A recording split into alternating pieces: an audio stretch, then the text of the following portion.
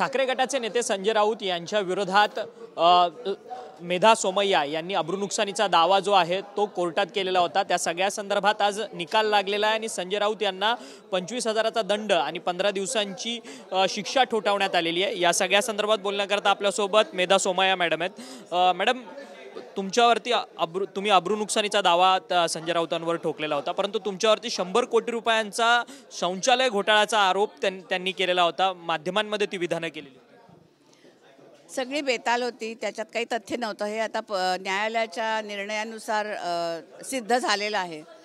तर त्यांना काय बोलायचं आहे, त्यांनी काय बोलावं हे मी नाही सांगू शकत, पण माझ्या म्हणजे मी निरपराध आहे आणि ह्याच्यामध्ये मी काही घोटाळा केलेला नाही हे आता न्यायालयाने सिद्ध केल्यामुळे मी अतिशय संतोषी आणि खूप अतिशय आनंदी आहे। परंतु संजय राऊत असं म्हणतात आहेत, मीरा भाईंदरचे जे विरोधी पक्ष नेते होते प्रवीण पाटील, त्यांनी या सगळ्या संदर्भातली पहिली पत्र जी आहेत ती मुख्यमंत्र्यांना दिलेली होती।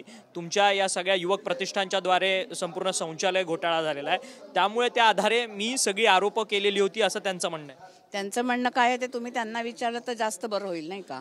पण माझ्या बाबतीमध्ये तरी या केसच्या समोर त्यांनी कोणतंही कागदपत्र, कोणताही पुरावा, कोणताही ठोस असा साक्ष माणसाची किंवा कागदांची दिलेली नाही। कारण मी सर्व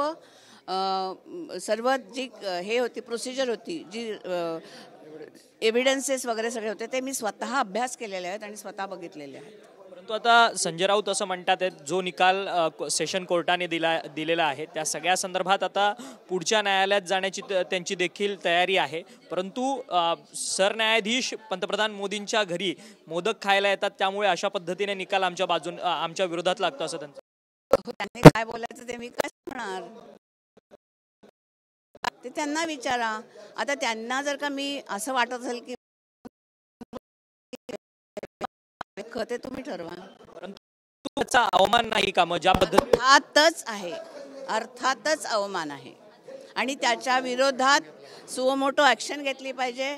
परंतु आता ते कोर्ट ज्यांना आपण माय लॉर्ड किंवा आदराने जर का बोलत असेल तर आम्ही तर सामान्य माणसं, आम्ही काय सांगणार। विवेकानंद गुप्ता आहेत, या केसच्या संदर्भात आपण सातत्याने पाठपुरावा कोर्टात करत होता।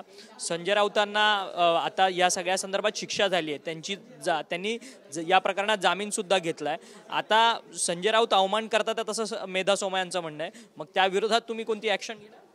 नाही, आता अवमान केला म्हणूनच कोर्टाने 15 दिवसाची शिक्षा सुनावली, 25 आणि जर फाईन 3 महिन्याची पूर्ण। राऊतने आता काय बोलावं आणि काय नाही बोलावं ह्या शिक्षाच्या नंतर आणि 2016 सालीच मुंबई हायकोर्टने त्यांना रेस्ट्रेन केला होता की सोमय्या परिवाराविरुद्ध काही बोलायचं नाही, तरीही 2022ला त्यांनी बेबुनियाद आणि डिफेमेटरी आरोप लावले। सोमय्याजी, एक शेवटचा प्रश्न आहे। खरं तर तुमचे मिस्टर किरीट सोमय्या हे सातत्याने विरोधी पक्ष म्हणजे आता जे विरोधी पक्षात आहेत त्यांच्या भ्रष्टाचाराची प्रकरणं उकरून बाहेर काढतात, त्यामुळे तुम्हाला टार्गेट केलं जातं या सगळ्या प्रकरणामध्ये? मला नाही माहिती त्यांनी का मला टार्गेट केलं हे खरंच मला माहिती नाही आहे, कारण माझा त्यांचा तसा काही संबंधच नाही अर्थार्थी।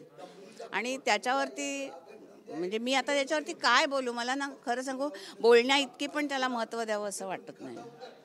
तर धन्यवाद, तुम्ही आमच्याशी बातचीत केली। हे होते मेधा सोमय्या ज्यांनी अब्रूनुकसानीचा दावा संजय राऊतांवरती कोर्टात केलेला होता। त्या सगळ्या प्रकरणात संदर्भात निकाल सुद्धा आलेला आहे, परंतु संजय राऊत आता काय बोलणार याला जास्त महत्त्व देणं माझ्या परीने उचित नाही, अशी प्रतिक्रिया जी आहे ती मेधा सोमय्या यांनी आपल्याशी बोलताना केली आहे। व्हिडिओ जर्नलिस्ट कमलेश डोंगरेसह अक्षय मंगणी, TV9 मराठी, मुंबई।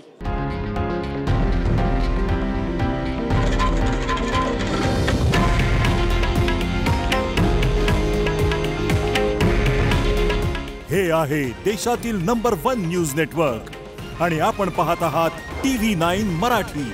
काळजी तुमची, हित महाराष्ट्राचं।